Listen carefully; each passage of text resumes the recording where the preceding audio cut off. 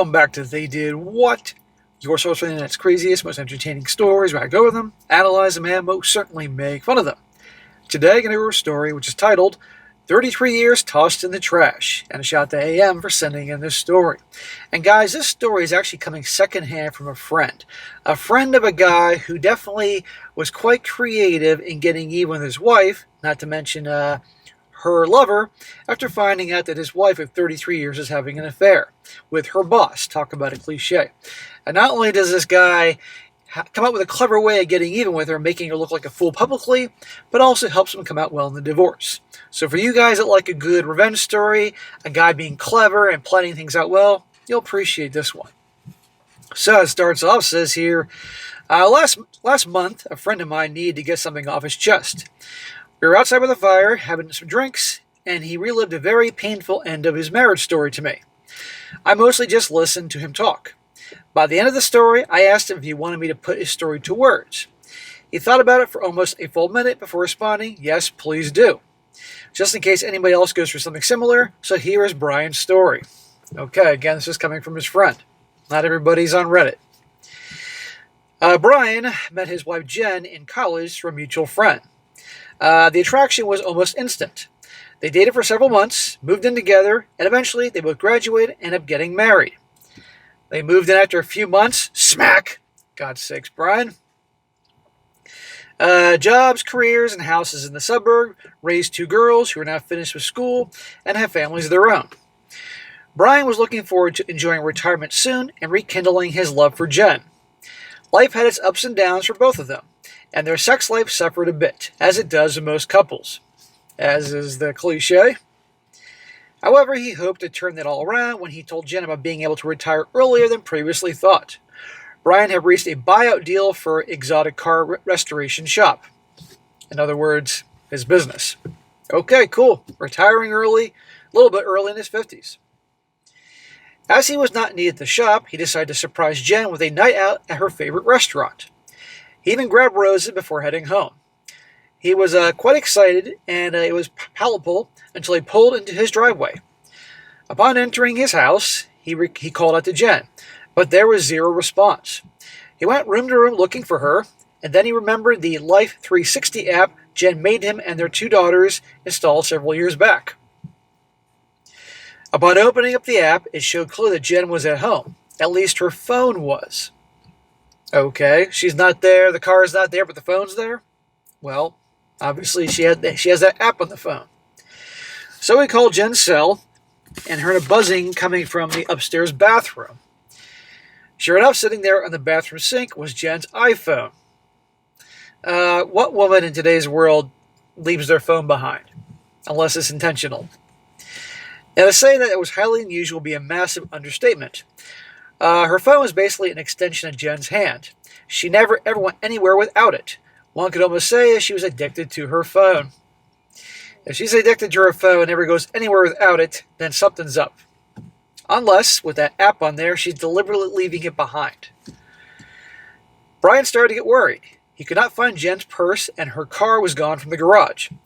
It was then that Brian remembered that he had installed LoJacks on their cars after he had had his car stolen last year, and that were not dependent on cell phones being present in order to work. So he pulled up the LoJack app on his phone and immediately found Jen's car.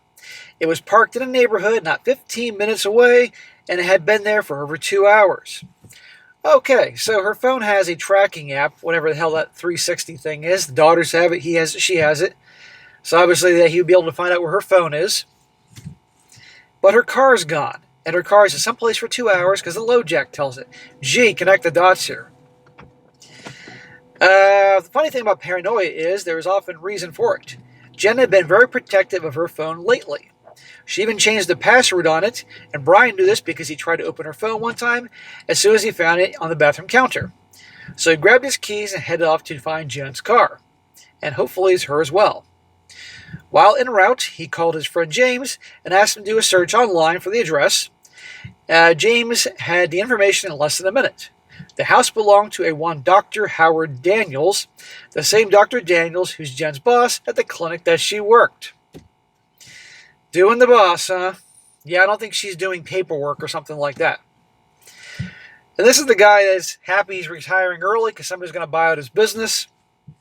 Wants to rekindle things with the missus. They're both in their 50s, obviously. Well, she's rekindling things with somebody else. O'Brien had even met the doctor 2 years prior at the clinic Christmas party. Howard and his wife, and he remembered because she did not look like a lady who had given birth to 3 kids. Okay, the Dr. Daniels' wife. Of course his asshole's married. She was 15 years younger than him and had the most intense eyes Brian ever seen. Like she could shoot lasers at you with them if you had pissed her off. Now he was parked across the street from their house with his wife's car clearly parked in the driveway.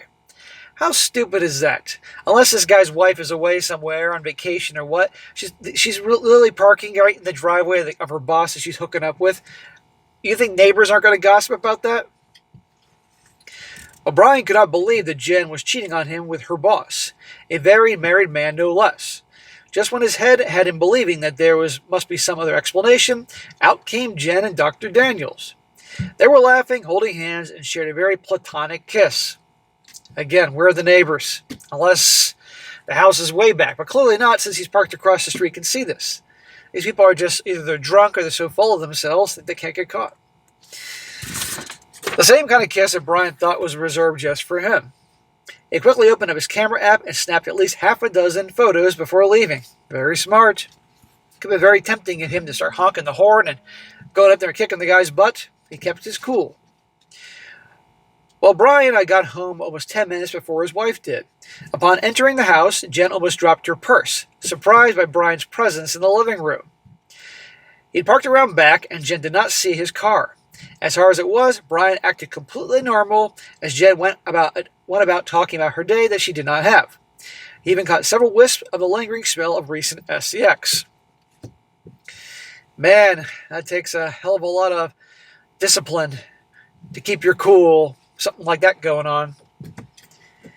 Well, after the realization that his marriage was over, Brian's hatred started to grow. The hatred turned into a need of ice-cold vengeance. Over the course of 2 days, Brian had already decided everything he needed to do. First off, he contacted a PI to gather as much evidence on Jen's affair to Dr. Daniels as he could. Cost was not an issue. He wanted rock-solid evidence before dropping the hammer on Jen and Dr. Daniels. Always go with the PI, get all the dirt you can. Even if it's a no-fault divorce state, at least get all that information. In my opinion, guys, if you're in a no-fault divorce state, and that make a difference if somebody's cheating, get the information anyway. Get the evidence, because that way then it'll be helpful with like your kids or grandkids or family or friends that don't believe you and believe her. Have the evidence right there. At least that will make one part of your life a little easier. Well, it took less than a week to gather enough evidence to bury Jen and her boss. The PI had documented every single public and private interaction they had in photos, including having a video of the two of them having SCX in his car after hours at the clinic. It's funny in these stories, people will be very covert in covering their tracks in the beginning, but once they go through enough time without getting caught, that's when they start slipping up. And that's when they get caught. That's when it's easy to bust them. Next up, he opened up all new bank accounts in his name only and hired the best divorce attorney in the state.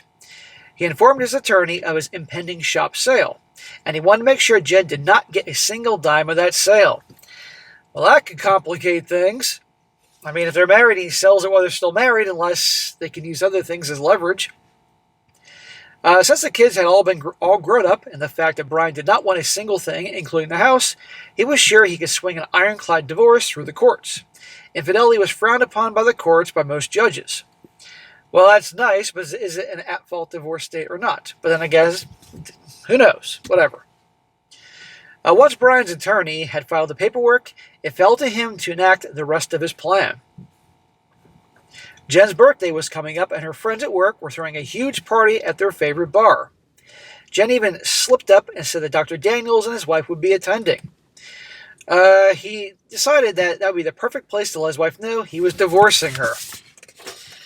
I'm sure some of you guys can see what's coming is coming. The cherry on top was when Dr. Daniels' wife would also be there, so he would not have to figure out a way to tell her that her husband was effing his wife. Jen's best friend at work asked Brian if he would give a short speech about Jen and their marriage. This guy's like, "Thank you, Jesus. Yes, I'll be more than happy to give a speech." He readily agreed and began to prep his speech. It was going to be epic. After arriving at the bar, Brian found the sound system guy for the stage and projection screen. He paid him $200 cash to play a video presentation for him. $100 now, $100 if he allowed the video to play to the end. The man was all smiles, and Brian handed him the thumb drive and the cash. Once it was time, Brian got up and began to talk about meeting Jen about their life. Brian got up and began to talk about meeting Jen and their life together. Then he announced that he had a video to play for the birthday girl. Gee, I think we can all figure out what's going to be on that video. The video started with old pictures of them together, their life through the years. Then, as the first photo of Jen and Dr. Daniels locked into a passionate kiss and embrace hit the screen, everybody stopped dead still. The next few pictures were of the couple in various states of dress in the back of Dr. Daniels' car at the clinic. Then a video clip of the couple getting it on in the back seat started. That was when Brian walked off stage, handed Jen the divorce papers, paid the sound guy an extra $100, and left the bar. Holy shit. Man, this is badass. Again, this is being told by the friend here.